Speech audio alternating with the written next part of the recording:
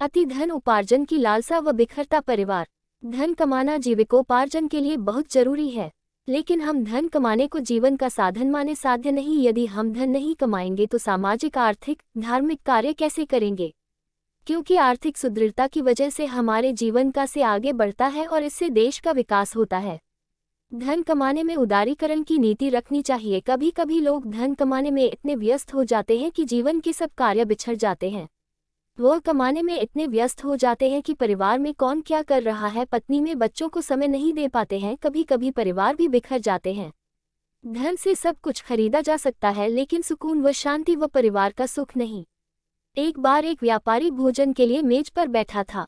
व्यापारी को तनाव के कारण कई शारीरिक बीमारियां हो गए थे।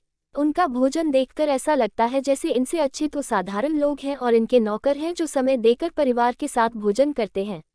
व्यापारी ने नौकर को आवाज लगाई, मेरा खाना लाओ। इनका खाना उबली किया सूखी रोटी, सूप आदि था। गलती से वह अपनी थाली सेठ के पास ले आया। जब सेठ ने उसे देखा तो वह नाराज हुआ। इस पर नौकर ने कहा, गलती से मेरी थाली आपके पास पहुंच गई है। उसकी थाली में स्वादिष्ट भोजन व प्राप्ति वाला भोजन था। नौकर से उसने क्षमा मांगी। ये है ज्यादा कमाने वालों की स्थिति। अब ये किसके लिए कमा रहे हैं? उतना ही धन उपार्जन करो कि हम जीवन की सबसे अच्छी तरह निभा सकें। एक बार एक पत्नी से पूछा तो उसने कहा, मुझे अपना पति चाहिए, इतना धन नहीं। एक पिता ने बेटे से कहा कि मैंने तुम्हारे लिए काफी धन अर्जित कर लिया है, मैं कुछ भाग धार्मिक क्षेत्र में देना चाहता हूँ। बेटे को पिता ने अच्छे संस्कार व शिक्षा दी थी, क्योंकि उसने धन उपार्जन व परिवार को साथ लेकर चला था। उसने अपने पिता से कहा, आप जितना चाहे दे सकती हैं, अगर मेरे में योग्यता होगी तो स्वयं कमा लूंगा, क्योंकि अगर आप मेरे लिए धन छोड़ेंगे कि मैं इससे सामाजिक कार्य कर पुण्य अर्जित करूँ, ये तो मेरे हिस्से का पुण्य अर्जन होगा। आप अपना जितना चाहे धन पुण्य कार्य के लिए दे सकते हैं। ये पुण्य और धन कमाना आपके साथ साथ जाएगा। अब दूसरा पहलू इसके विपक्ष में है। एक पिता कमाने में इतना व्यस्त हो गया कि उसकी बेटी प्यार के लिए तरस गई। माँ ने अपना समय बिताने के लिए किटी पार्टी ज्वाइन कर ली। उम्र की दहलीज पर आने पर बेटी को अकेलापन महसूस होने लगा। अचानक माँ की मृत्यु साइलेंट हार्ट फेल से हो जाती है। अब तो पिता घर पर भी कभी कभी आते थे, क्योंकि उनको ठोकने वाली पत्नी नहीं थी। बेटी कहती तो व्यापार की रस्ता की बात करती, बेटी के कदम भी बहकने लगे। वह नशीले पदार्थों की आदी होती चली गई।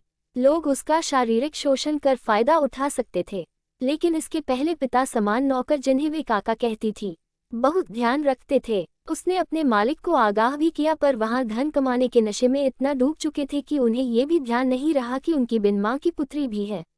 बेटी बीमार रहने लगी। एक दिन वह हॉस्पिटल में भर्ती हो गई। काका ने उनका इलाज कराया, पर वह निरंतर चिल्लाती रहती। वह चुपचाप नशा कर ली थी तो उसका चिल्लाना बंद हो जाता। धीरे धीरे उसकी हालत खराब होती गई। जीवन की आखिरी सांस ले रही थी तो पिता को बताया गया, इससे पहले वहां कभी भी नहीं आते थे। अब देर हो चुकी थी। पिता भागे भागे आए, लेकिन उनको देखते ही बेटी ने आंखें बंद कर ली, संसार से विदा ले ली।